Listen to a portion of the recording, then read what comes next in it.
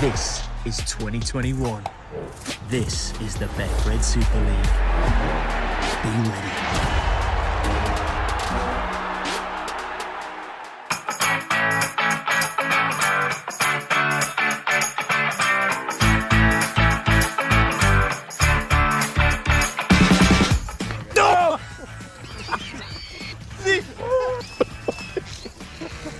Got me here. It took a big chunk out of it. Bleeding. It's bleeding. Oh no, it's bleeding. The thing just ripped my ear off. What do you think?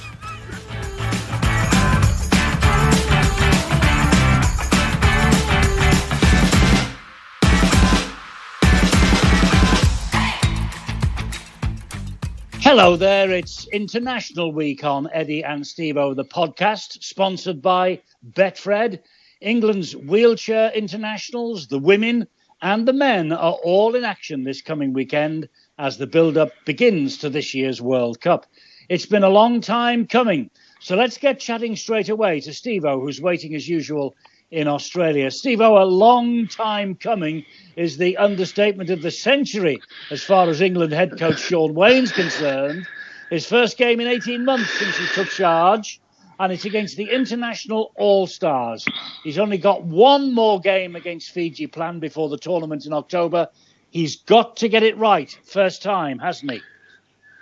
I think he's got it right as well, Eddie, mainly due to the fact that they've arranged this all-stars game.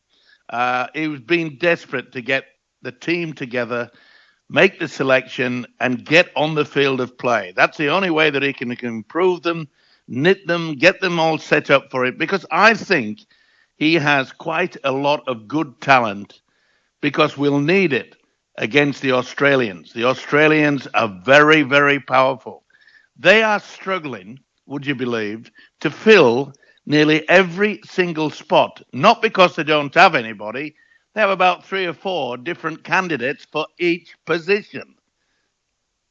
Well, that's the major difference, isn't it? And this first match for Shaun Wane on Friday at Warrington, it should be, fingers crossed, a great test for the players and the coaches. Now is the time for him to try and put his plans in place.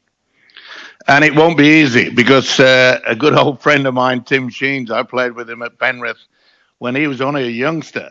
And what a great coach he's turned out to be. And I am so pleased that they have brought someone of that caliber to do and coach the All-Stars. And soon as I knew that they had picked Jake Connor, I thought to myself, he's given this young lad an opportunity to prove Shane Warne that he's got it wrong. He should be in the squad. 80 minutes. Can he change it around? It's not going to be easy for Connor because he's playing against a good set of players. But I think as soon as I read that, I thought, Tim Sheens, you're a marvel. Well, it could be a masterstroke. He's got Jake Connor probably playing at full-back. He's got Jermaine McGilvray in the side as well, another England / Great Britain international. And he's got Jackson Hastings, who will co-captain the All-Stars. Now, is this going to be a trial match, Stevo, rather than a full-blooded test match? It's got to be a trial. You can't say anything else about it. But it's going to be full-blooded. Tim Sheens will want to win. He doesn't want to have on his scorecard that he lost against this England side. I've known him for so long.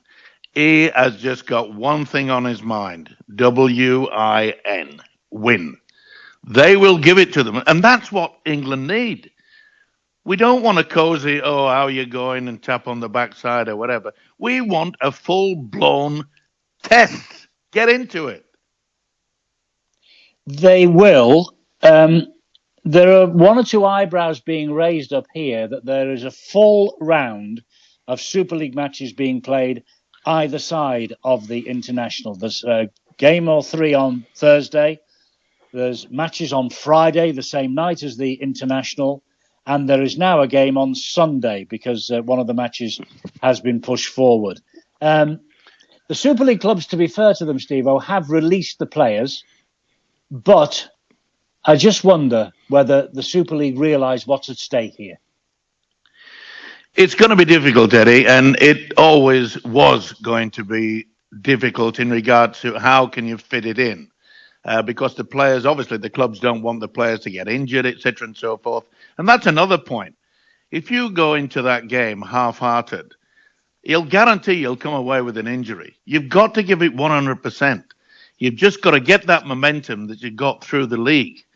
And you've got to go out there and give it everything they've got, all those players.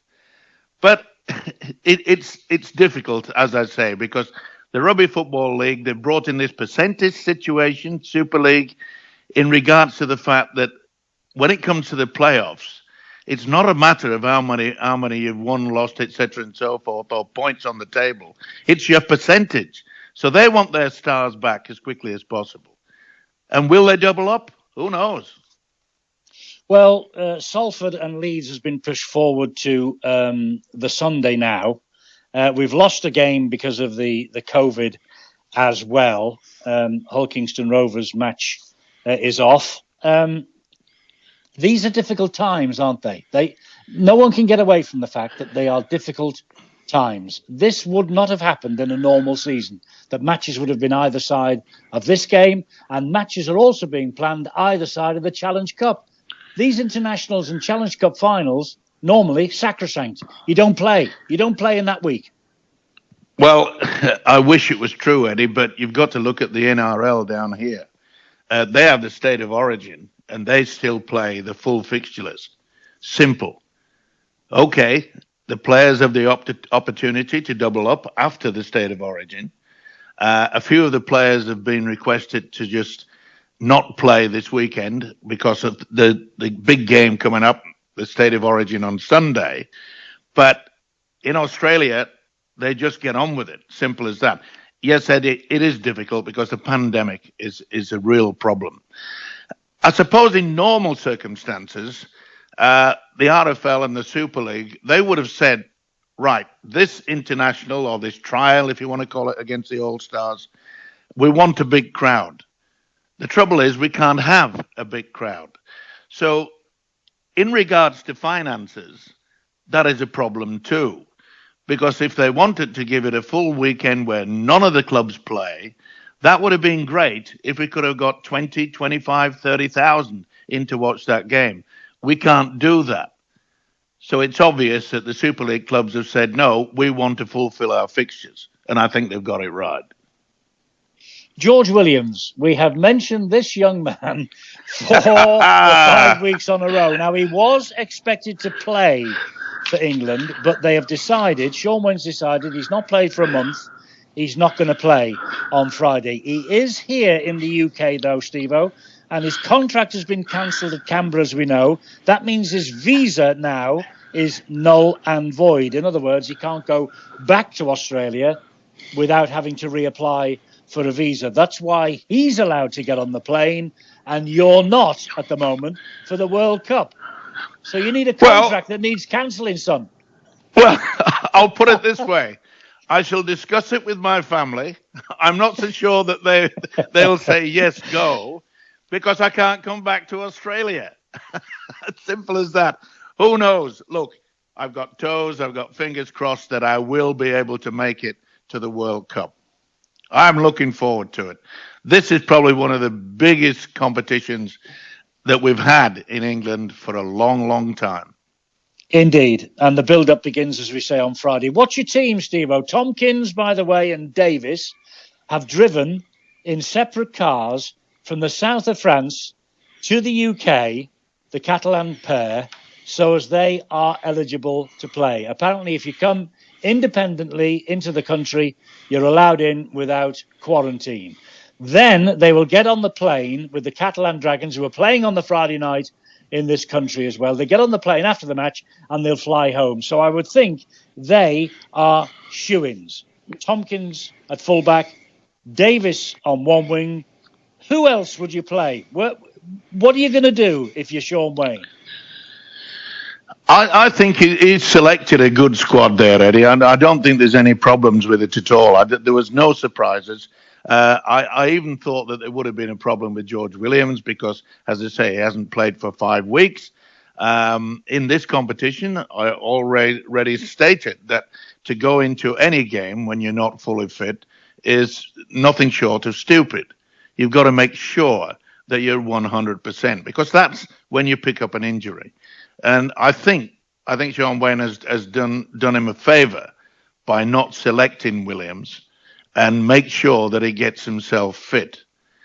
We're talking about the squad here, Eddie, and I just look at some of these players that didn't get into the squad.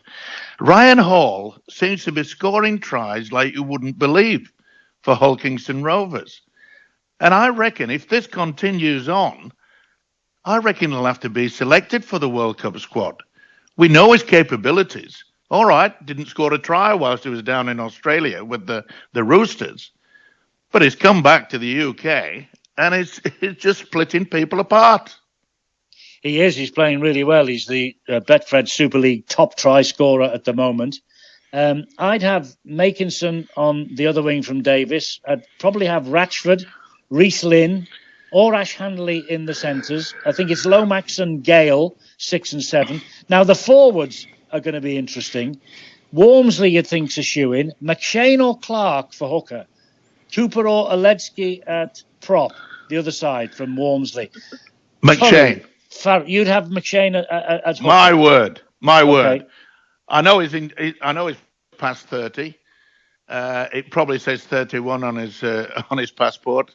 So, as far as I'm concerned, this lad has been playing out of his skin for the last 2 years. And he should get the nod. He should definitely get the nod. Okay, what about second row? You've got Farrell, you've got Curry, you've got Philbin, you've got Westerman, you've got Knowles, you've got Bateman. All those into about 3 positions just doesn't go. He has an embarrassment of riches in the forwards again, Sean Wayne. Well, I think that squad that you've mentioned, Eddie, has got to be, I don't really care because all that in the forwards is good, top quality. I'd go for Bateman because he's got that aggression that you need, and I would slot him in at loose forward. When it gets down to the crunch, you need someone like that. Wormsley walks in. He's got to be. He's got to be in that prop forward position. I just think that Sean Wayne will try to rotate them and see what can come out of it. He's got a lot of quality there. He has, and as I say, an embarrassment of riches in the forwards. The thing is also, of course, none of the NRL players. I mean, who would have expected the NRL clubs to release them for a match like this? There was no chance. But a lot of the NRL players will come back for the World Cup. So what we're saying, I think, here is England, if they get it right, in the World Cup, October, November, they're all fit, they've got a great chance. Yeah, of course they have. The simple equation to it is that they've got to play as a team, as a unit. Quite often, we've relied on maybe 5, 6 or 7 players that are outstanding, that can do that, and the rest are just hard workers. When you look through our squad, I think that we've got talent all the way through. And boy, as I mentioned before, we will need that talent. Because Australia, as I mentioned, they could select 3, 4 players in each position. At full back, you could probably have about 6 players that could play for Australia. So we have to make sure that every single player, 100% fit, don't take any risks, no needles, no let's just get him out onto the field of play because of his name. And also, and we've done it in the past, what have they done in the past? It's what are they doing now that counts. Looking at Friday, if Jake Connor has a blinder, if Jermaine Gilvery has a blinder, and if Jackson Hastings has a blinder, what a conundrum for Sean Wayne moving forward. The first 2, conundrum. The last one, no chance. No chance whatsoever. He will not bring in an Australian into the English camp. And I say to that, well done. They made a mistake with the Great Britain team that went over there. Made a huge mistake. Sean Wayne, stick to it. Don't even be swayed. Even if Jackson Hastings has the most amazing game in the world, don't put him in the squad. Simple. But a lot of people over here are saying if he is the best halfback in Super League, he should be playing. If he's that good, he'll be selected for Australia. End of story. Let's look back to the Super League programme last weekend. What a result for Warrington against St Helens. They won 6-2. Best game of the year by far. Fantastic defensive display from Warrington. A statement of intent. Is this Warrington's year? I think it might be. Widdop is playing out of his skin. And talking of Widdop, a lot of people don't realise this, that when he was released by the St George Illawarra club to come and play with Warrington, there was a stipulation in his contract that if he ever came back and played in Australia, he could not play for another NRL club. Now, amazingly, yesterday, the club, St George Illawarra, made it quite clear they will not stand in his way. So he has got every right now to start negotiating with any NRL club. Now, Canberra Raiders and the New Zealand Warriors have put their hands up and said, we're interested. Watch this space. So from what you're saying, it sounds like George Williams, and this is the hot news here, the hot tip. George Williams, we all know he's not going to Wigan because they have done exactly what St George Illawarra have done with Widdop. They've waived this legal clause in the contract. So Widdop, you think, might be going back to Australia, and George Williams then is going to Warrington. Is that what you're saying? Of course I am. Anybody with a boil on his backside will know that. I just wanted to get it on the record. That's all. Hey, listen, I've been wrong before many times. But what's the odds on that? One's going and another one's coming. Yeah, well, it could happen. And I think a lot of people up here think he is Warrington bound. Talking of Warrington, it's 4 wins in a row now against St Helens. Remember the days, Stevo, when Warrington couldn't beat them? Yeah. How many times did we do a broadcast where Warrington were leading and someone like James Roby had just pop up and scored a try with seconds remaining to beat them? This was a very bold statement by Warrington. As we said earlier, I think they've got a chance of winning the grand final. Well, it was a certainly significant win for Warrington. It was a pretty significant win for Hull Kingston Rovers at Wigan on Friday. We said last week, they have this run of 7 or 8 games coming up, which will be crucial to Rovers and their ambition. What a way to start. An 18-8 win at Wigan. First time I think they've won there in 12 years. Well, it's made it all open now, hasn't it? I mean, 5 or 6 weeks ago, you would say to yourself, it's a 2-horse race. But it's not anymore. Because there's a lot of things that can happen within the space of 3-4 weeks and changing around.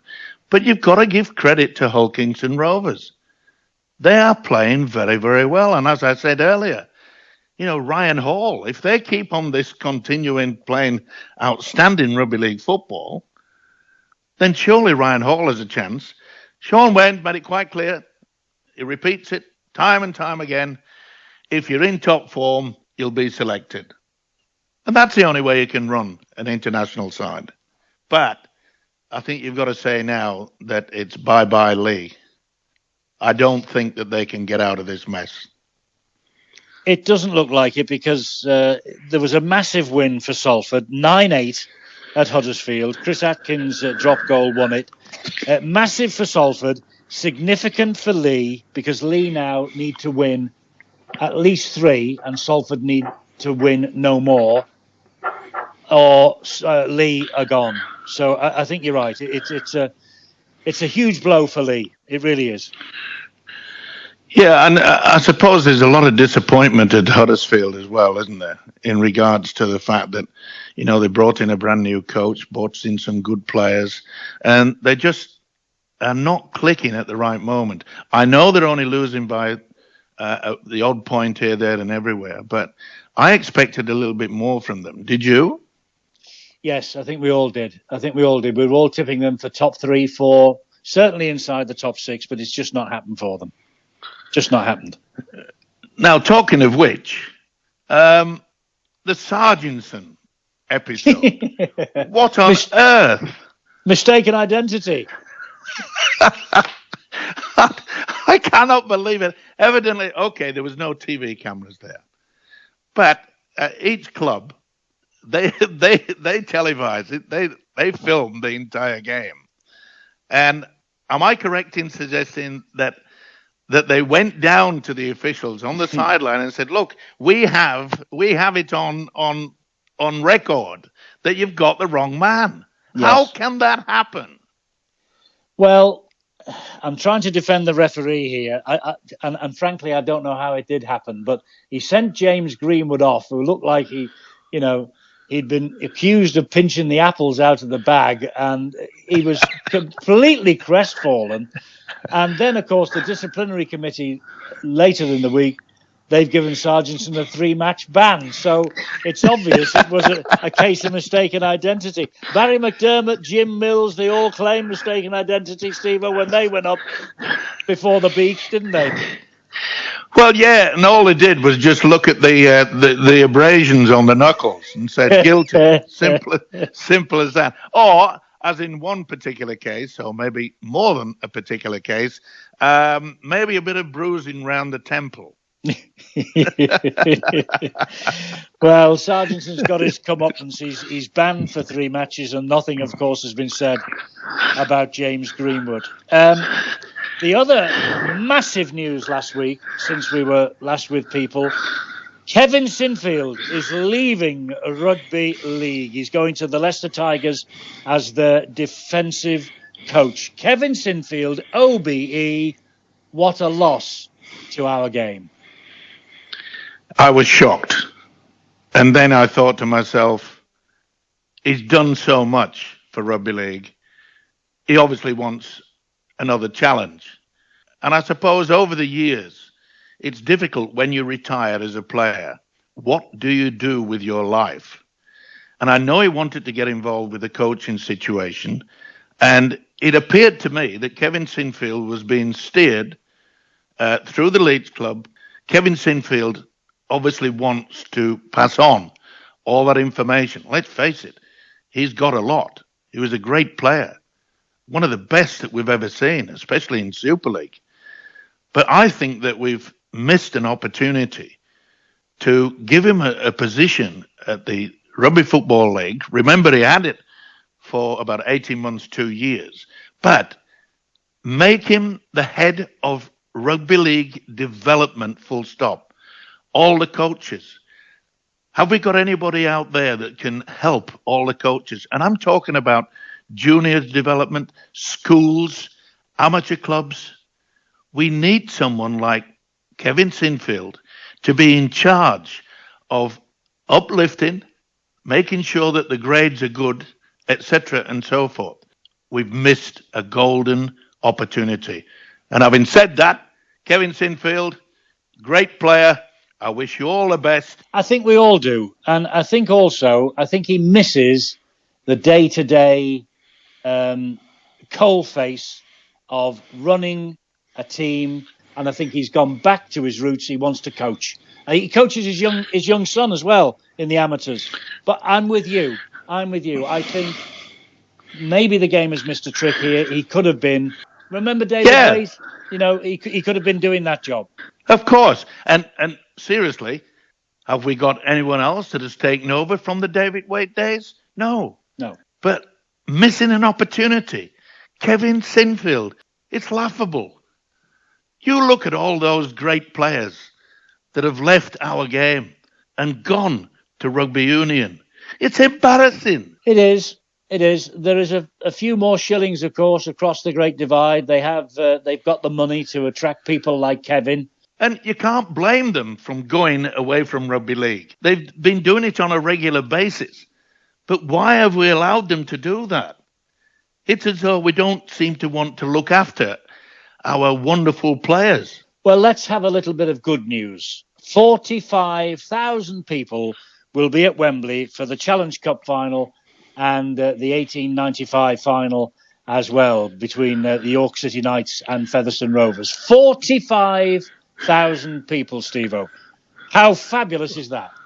Yeah, it's great, especially with the pandemic situation that we're in. But I do appeal to everybody that goes there, at least wear a mask. The thing is, a week before the Challenge Cup, 60,000 will be watching the Euro Championship final at Wembley and the semi-finals. It's all part of the process we're going through now to get to July the 19th and get off the lockdown situation we have over here. The Euro semi-finals and final and the Challenge Cup final, they could be the catalyst for us all moving forward and getting out of lockdown. Yeah, I agree with you, Eddie. I'm just making one simple statement. Wear a mask. It's not difficult. Okay, you can pull it down to have a drink, which means you'll be pulling it down a lot if you go to Wembley because everybody celebrates there. But just use a little bit of common sense. The Australians, Stevo, to be fair to them, and the New Zealanders, they've got it absolutely right where you are at the moment. And talking of Australia, it's State of Origin on Sunday. What other news have you got? What other snippets of gossip have you got for us from the Australian scene? This weekend, it's the State of Origin, right? And as you know, up the Blues, New South Wales, absolutely crushed the Queenslanders. Now, their coach, Paul Green, has selected a young teenage rookie called Reece Walsh. Now, remember, I mentioned Reece Walsh a couple of weeks ago, Eddie. This kid is going to be a fantastic player. Great fullback. But after only 7 games at top-class rugby league, he's been selected for the Queensland side. Now, the Warriors coach, Nathan Brown, is far from happy. He said that it could set back this young kid's career for a long, long time. Is it worth the gamble? He's talented, yes. But 7 games in the top grade? Boy, that's a big ask. I hope that he just blows New South Wales away. But I just can't see it, Eddie. Is it desperation? We'll all have to wait and see. Well, it probably is on Paul Green's part because it can't get any worse. I suppose for a young man like that, this is sink or swim time. And Nathan Brown is probably concerned for his future as far as his club is concerned. But if the lad plays a blinder in the State of Origin 2 on Sunday, I mean, he'll be made for life. Oh, of course he will. I mean, look, all the other clubs have been eyeing up for a long, long time. Now, he was brought through, would you believe, the Brisbane Broncos. Now, the Brisbane Broncos didn't want to select him, said he wasn't ready. So they allowed him to go to the New Zealand squad, into the New Zealand Warriors. And since then, he's been tremendous in all of his 7 games. But I just wonder whether it's a little bit too harsh. I mean, he was interviewed on the TV a couple of days ago, and he's certainly got his mind sorted out. He's not frightened of what is ahead of him, and I'm sure the New South Welshmen will be more than pleased to welcome him to his 8th game. I'm sure they will. But isn't there a statement that has gone round and done the rounds for years? If you are good enough, you're old enough. Without a doubt. It's good enough, old enough, yes. But experienced enough? That is the big question. 7 games is not a lot to get yourself into top grade. And let's face it, in Australia, they classify the State of Origin games on a level par as a test match or a World Cup final. So it's not going to be easy for the kid. Now, the other thing is that Queensland will not have their great hooker, Harry Grant. He's not fit, and they've had to bring in the St. George hooker, Andrew McCulloch, and he'll take that position. So that's a real blow to the Queenslanders. And the New South Wales, Jake Trbojevic, he's injured. He will not be there. But of course, his brother, Turbo, he'll certainly be there. What a season that guy's having. Tom Trbojevic is just out of this world. Even all the all-time greats are saying they've never witnessed anything on a regular basis. Is already being classed as one of the all-time greats in Australian Rugby League. In the space of 5 years, he's made himself surely odds-on to one day become an immortal. Wow, that's not a bad start, finish, end to a career, is it?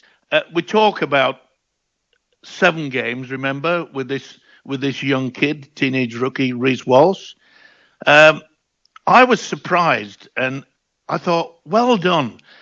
Sean Pekovic, the Rochdale captain, he played his 400th game.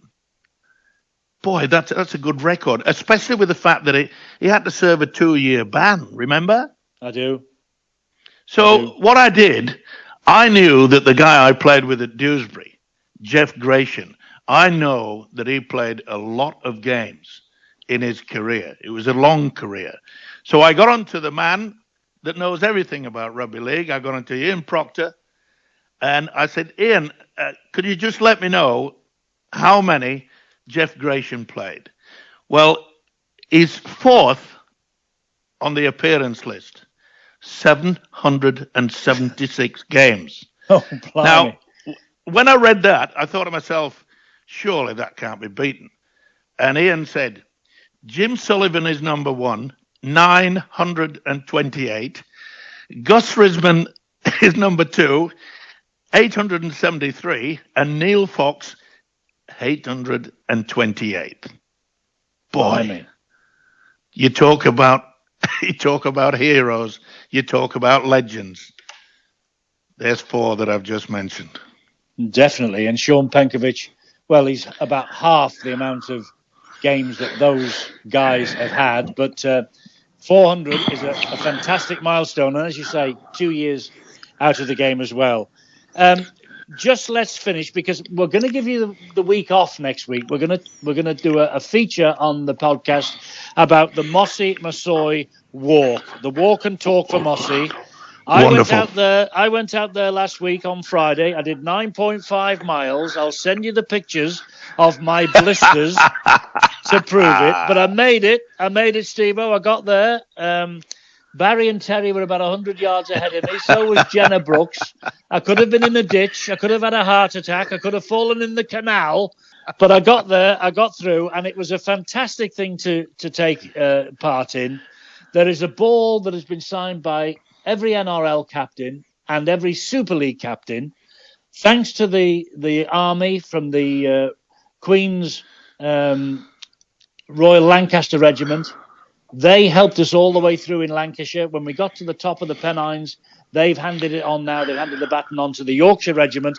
They've done a fantastic job, these people. It's all ending up on the 1st of July, that's next Thursday, at the Hull Derby. And Mossy is going to carry this ball in to the stadium. What a moment that will be.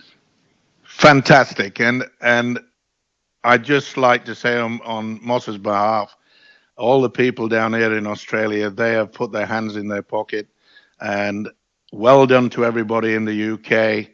And it's a great concept, and let's hope that it will bring about a lot of laughter and also quite a few tears.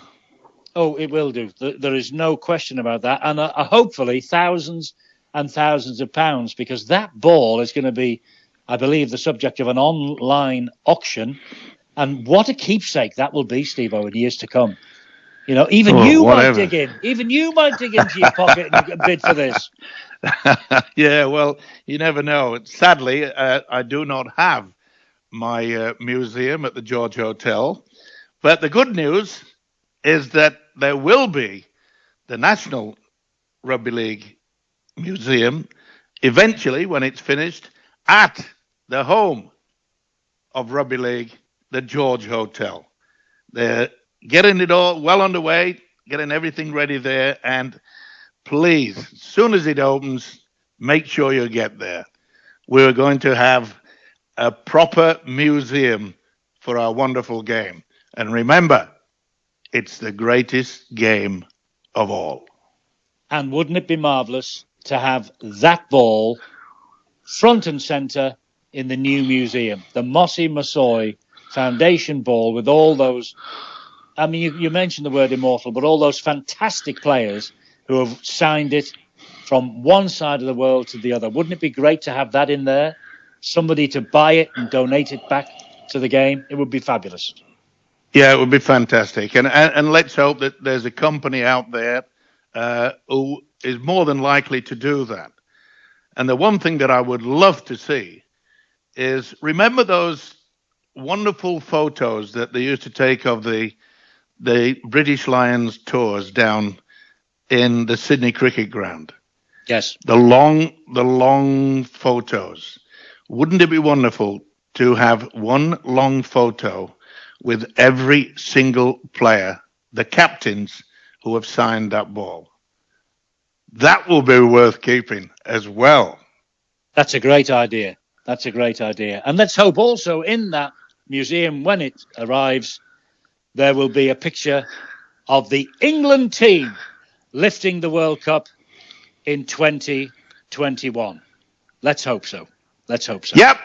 Come on, England. Give it to them. We know that the Aussies are going to start favourite, but we've beaten them before when they were the favourites. So good on you, Eddie. I'm with you. Good lad. And you have a week off next week. I'll do all the work as per usual, and I'll get the story of the Mossy Walk with Barry, Terry, and Jenna Brooks, and with Mike Rush, the CEO of St Helens, on the podcast next week. So enjoy your week off. I won't. I'm painting outside the house. A man of your calibre should get someone to do that for you. Good to talk to you, Stevo, and we'll talk to you again in 2 weeks' time. Take care, everybody.